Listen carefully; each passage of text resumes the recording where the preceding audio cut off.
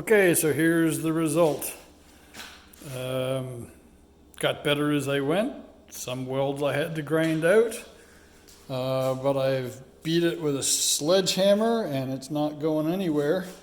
And of course, the last weld I did is the one I actually got pretty good at, and now I'm done.